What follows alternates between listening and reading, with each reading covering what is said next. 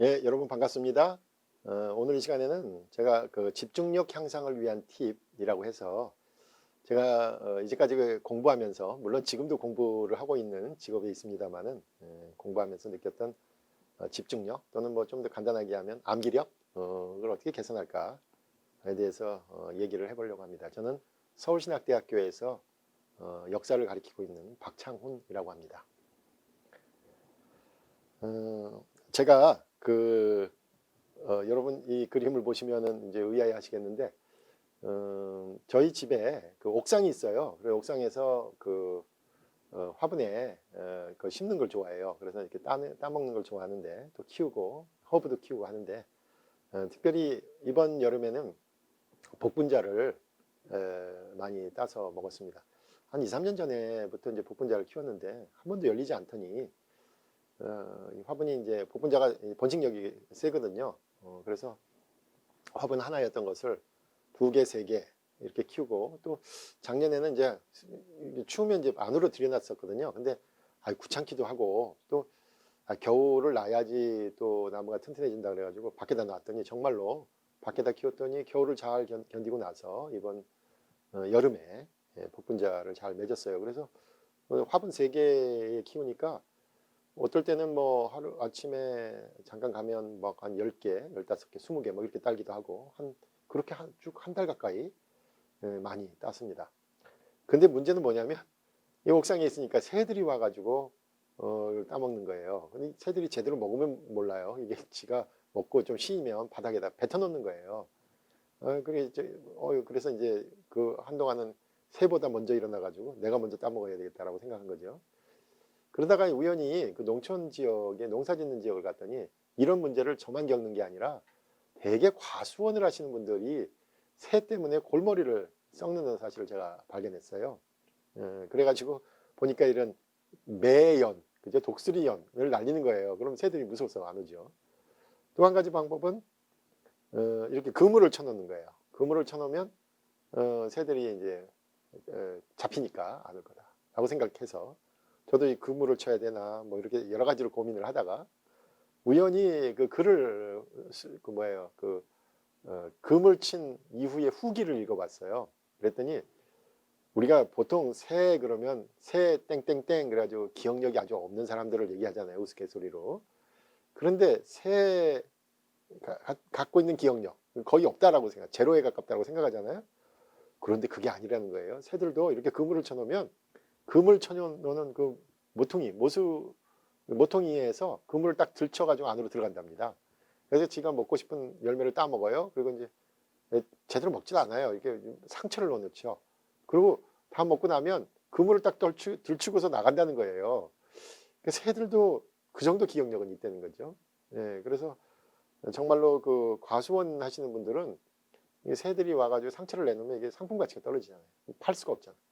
정말로 골머리를 앓고 있는 걸 봤어요. 그러면서 새들도 기억을 하는데 도대체 우리 인간은 또 저는 또 나이가 이렇게 들다 보니까 점점 이제 기억이 잘 안 되죠.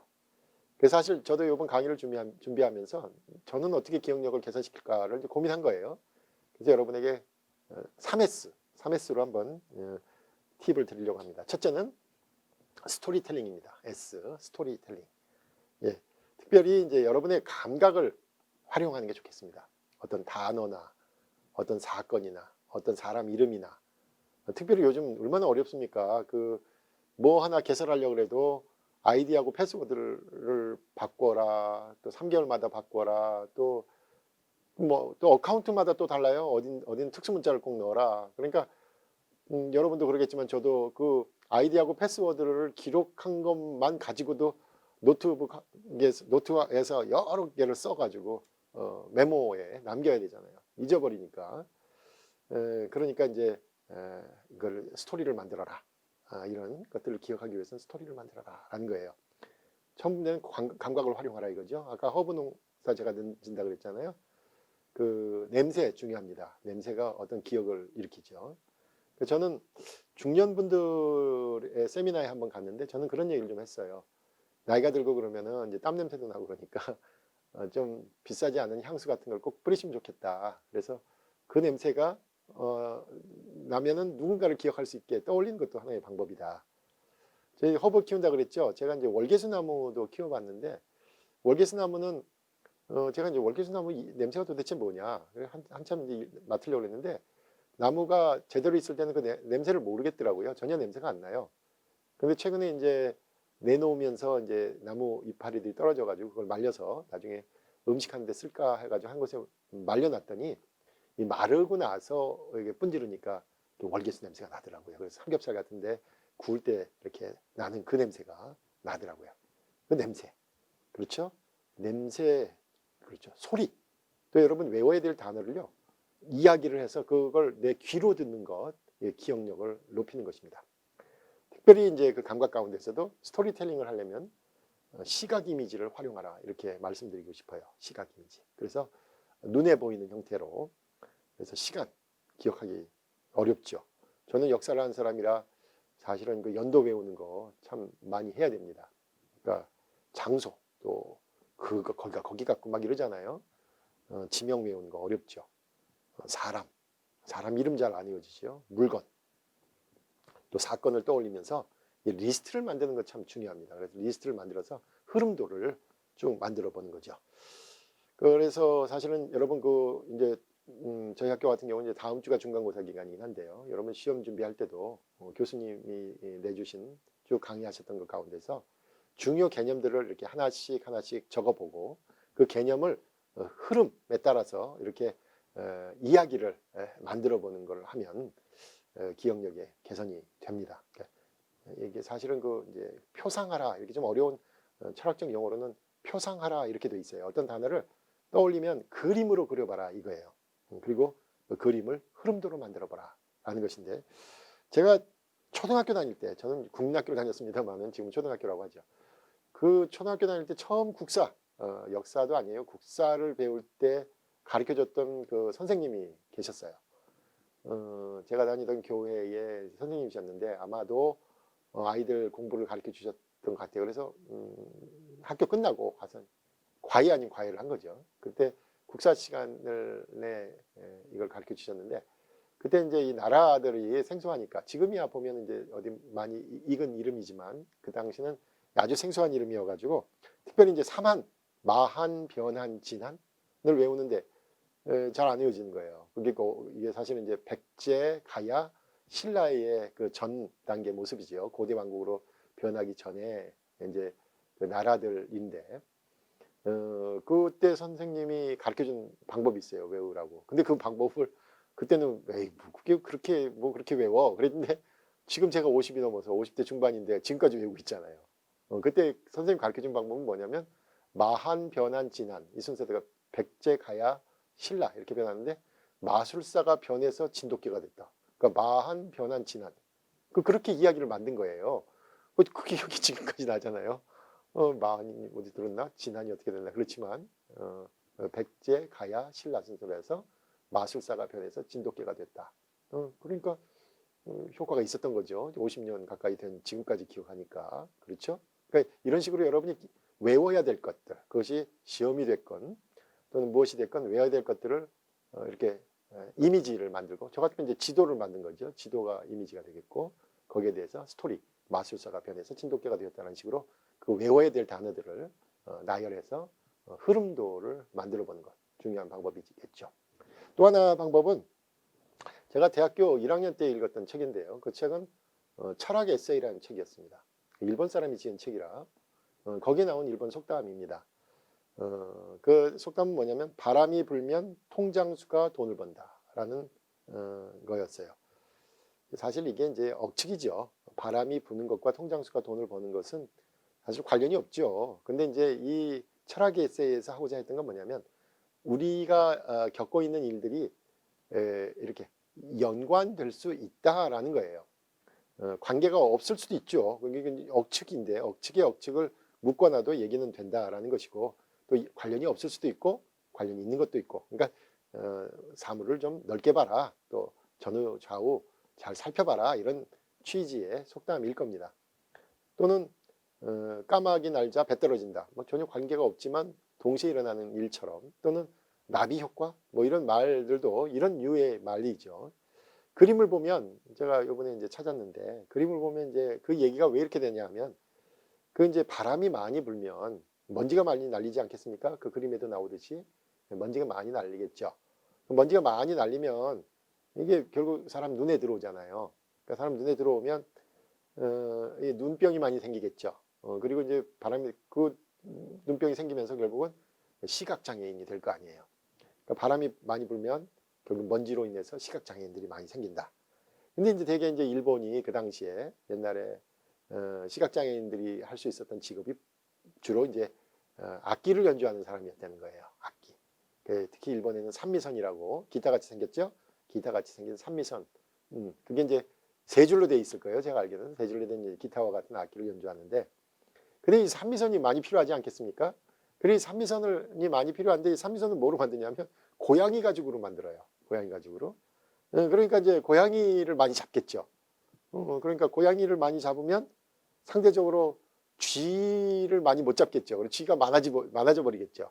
그러니까 쥐가 많아지면 이 쥐가 이제 온 사방을 긁고 갉아먹고 이럴 거 아닙니까? 그래서 우리 인간들이 쓰는 통, 뭐 물을 담을 수도 있고 쌀을 넣을 수도 있는 그 통이 나무로 되어 있었을 텐데 얘는 플라스틱이 없으니까 그 나무로 되어 있는 통을 갖다가 이 쥐들이 막 갉아먹을 거 아니에요.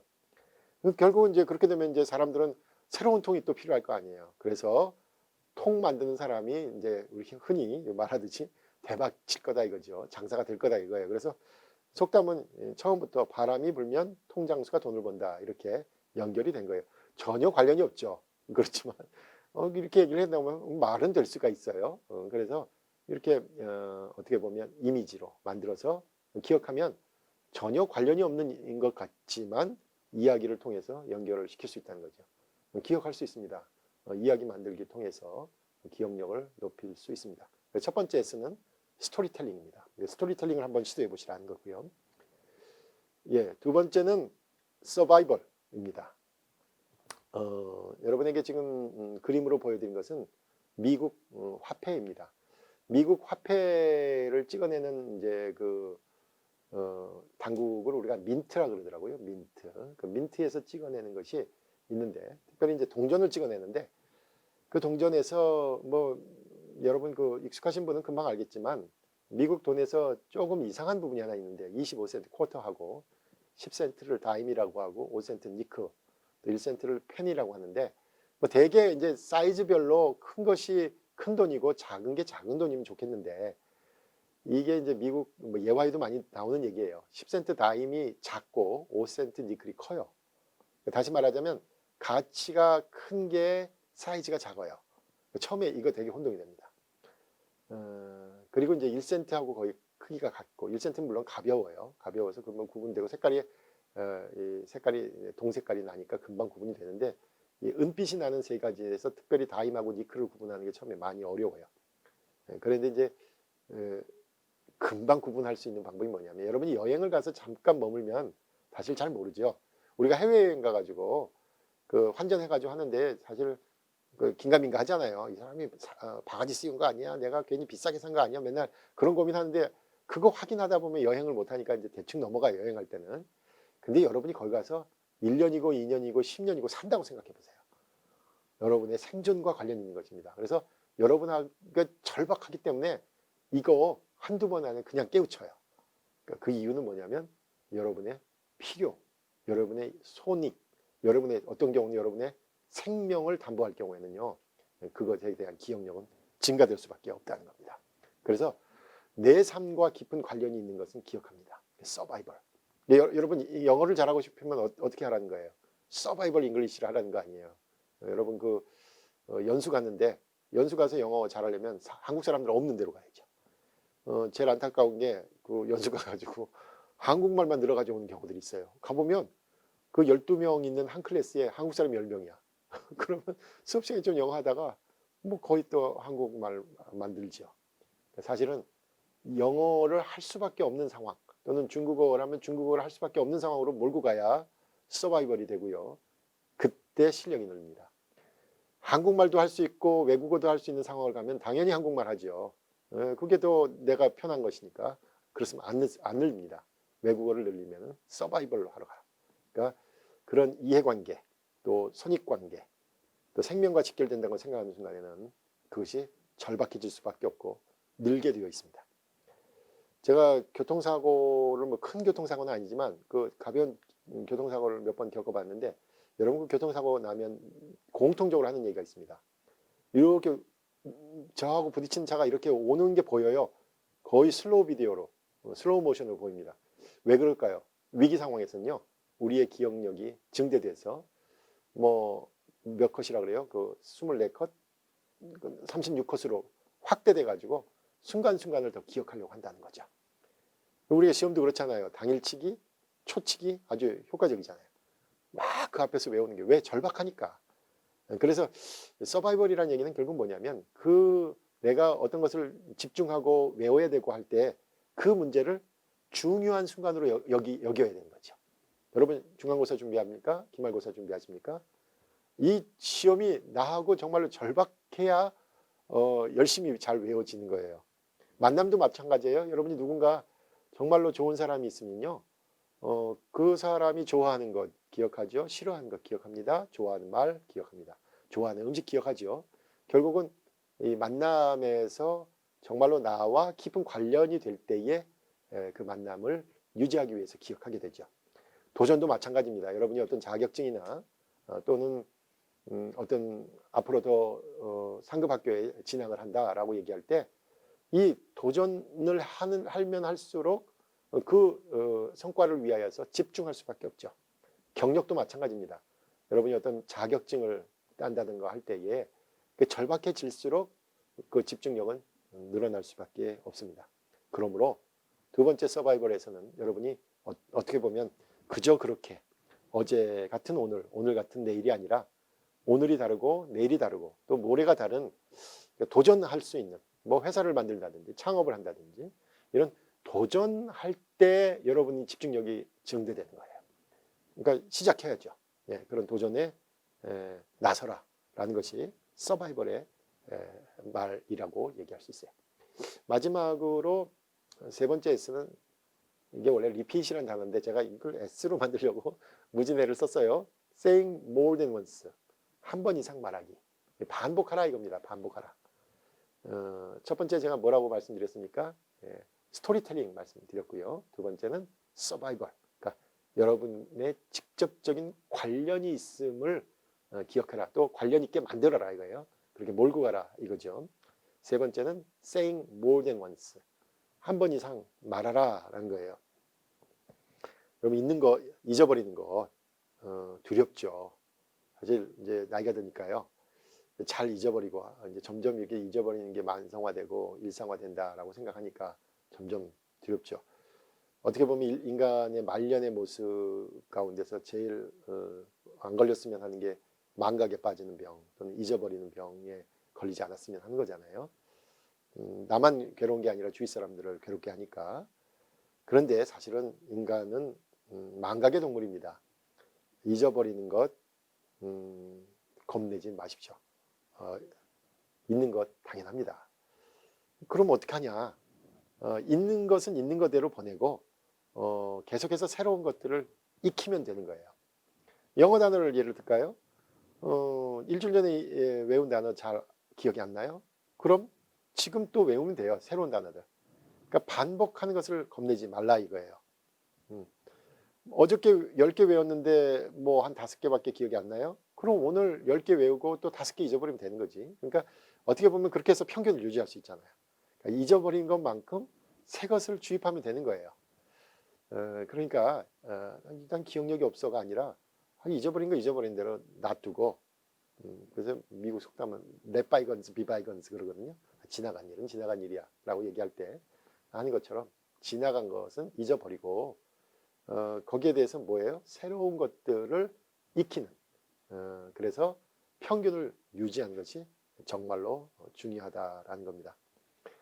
인간은 망각의 동물입니다. 그러니까 잊는 것 중요합니다. 여러분 잊어야 될 걸 잊지 않으면 병되잖아요.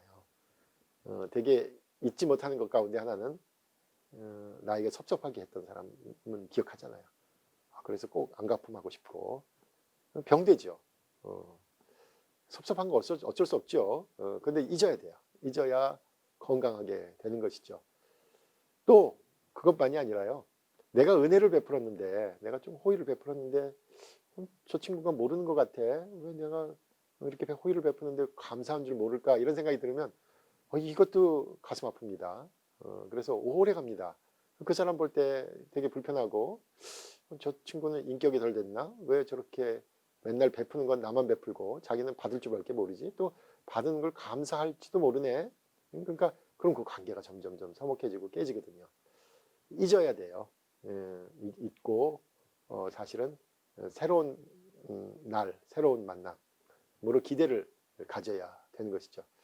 그래서 성경에서도 보면 하나님은 사랑하는 자에게 잠을 주신다라고 그랬는데 그 앞에 쭉 보면 뭐냐면 걱정할 거리가 많은 거예요. 걱정하니까 잠이 안 오는 거거든. 그러니까 오늘 열심히 하고 오늘 최선을 다했으면 잠을 잘 수 있는 것도 큰 복이고 행복입니다. 그래서 있는 것 두려워하지 말고 saying more than once, 한 번 이상 말해라. 말하면 감각적으로 듣게 되니까 계속 반복하라라는 것이요. 또 기억하려는 노력을 그러므로 포기하지 말라라고 말씀드리고 싶습니다. 그러려면 어떻게 해야 됩니까? 늘 새로운 것에 관심을 가져야 됩니다. 새로운 것에 대한 관심, 우리 젊은이들 특별히 새 것에 대한 관심이 있죠. 그러니까 새 것에 대해서 계속 관심을 가지면서 쭉 추적하다 보면 과거에 잊어야 될 것들을 잊게 되고 또 어떻게 보면 그만큼 또 과거로부터 배울 것들을 알게 됩니다. 저는 이제 역사를 하는 사람의 입장으로서 사실 역사는 어떤 의미에서 그 E.H. 카의 얘기처럼 망각과 또 왜곡에 대한 투쟁이다 이렇게 얘기를 해요. 그러니까 정말로 중요한 것들은 묻혀 있는 것들 꺼내서 다시 발굴해서 다시 재조명하고 밝혀내야 되는 것이고 묻혔던 것은 꺼내야 되는 것이고 또 잘못 설명됐던 것들은 왜곡됐던 것들은 올바로 보려는 그런 노력들을 해야 되겠죠. 그래서 저는 이 망각이란 말이 항상 마음에 많이 있어요. 어쩔 때는 잊을 것은 잊어야 되고 또 다시 기억해서 밝혀야 되는 것들이 있죠. 이게 다 역사를 반복해서 봐야 되기 때문에 그렇습니다. 여러분 특별히 그 아르헨티나에 그 유명한 작곡가가 있는데 그 작곡가의 그 음악이 망각이라는 음악이 있어요. 오블리비언. 여러분 그 김연아 선수도 피겨 스케이팅에 채택했던 곡입니다. 망각. 참 그 음악을 들으면 그 남미의 정서도 이해가 되지만 그 음악을 들으면서 저는 항상 마음속에 그래 잊을 건 잊어야지, 잊을 건 잊어야지 그런 생각이 듭니다. 그리고 또 한편으로는 새로운 것들을 어쩌면 과거로부터도 새로운 시각 또 남들이 생각하지 못했던 분야에서 볼 수 있는 것들 이런 노력들을 해야 된다라고 생각합니다. 저는 오늘 여러분에게 그 집중력 향상을 위해서 세 가지 팁을 말씀드렸습니다. 제가 이제까지 공부하면서 또 지금도 이제 공부하는 직업을 갖고 있으니까 공부하면서 갖고 있었던 내용들입니다. 첫째는 스토리텔링 말씀드렸어요. 그렇죠? 스토리텔링. 감각을 활용하고 특별히 시각 이미지를 활용해서 이야기를 만들어 봐라. 꼭 외워야 될 단어들, 흐름도를 만들어 봐라. 한번 적용해 보세요. 여러분 시험 볼 때 중요 개념들 그 사이사이에 어떤 이야기들이 숨어 있는지를 여러분들이 이야기를 만들 수 있습니다. 교과 내용일 수도 있고 또는 여러분이 창의적으로 그 단어의 연결점을 찾을 수도 있겠죠. 스토리텔링 해봐라. 두 번째는 서바이벌이었습니다. 그렇죠? 서바이벌. 여러분과의 어떤 이해관계, 나의 앞에 인생과 아주 밀접한 관련이 있는 것으로 만들어라. 그러려면 도전하라 이거예요. 도전하라. 새로운 환경에. 그래서 집중력이 증대될 수 있는 상황으로 가라. 어학을 공부하고 싶으면 어학을 쓸 수밖에 없는 상황으로 몰고 가라. 괴롭겠죠. 괴롭고 힘든 과정입니다. 그러나 그 서바이벌의 과정을 통해서 얻게 되는 것은 집중력입니다. 그거는 분명합니다. 그리고 마지막으로 saying more than once. 한 번 이상 이야기하고 반복하고 잊어버리기를 두려워하지 말고 새로운 것을 계속 보충하라. 그래서 3S 말씀드렸습니다. 3S의 방법으로 뭐 저도 이번에 3S 하면서 새롭게 제가 어떻게 이렇게 해야 되겠네 라고 새로 다짐하게 됐는데, 여러분도 이 방법 한번 활용해서 여러분 시험 준비하실 때 또는 다른 학교를 준비하거나 자격증을 준비하거나 여러분 인생에 있어서 정말 중요한 국면들을 만드셔야 돼요. 그 국면을 만들어야, 도전해야 집중력은 늘어납니다. 그리고 그렇게 관계 있는 걸로 여러분들이 만들어 가시기 바랍니다. 오늘 말씀드린 집중력을 높이는 세 가지 팁, 여러분에게 효과적으로 잘 사용되고 또 여러분 나름대로 또 집중력을 높일 수 있는 방법들을 개발해서 서로 공유하고, 그런 면에서 우리가 만남이나 어떤 사물이나 또는 어떤 환경, 사건에 대해서도 집중력을 높여서 더 신실한 그런 사람으로 변해갔으면 좋겠다라는 생각이 듭니다. 제 강연은 여기까지입니다. 경청해 주셔서 감사합니다.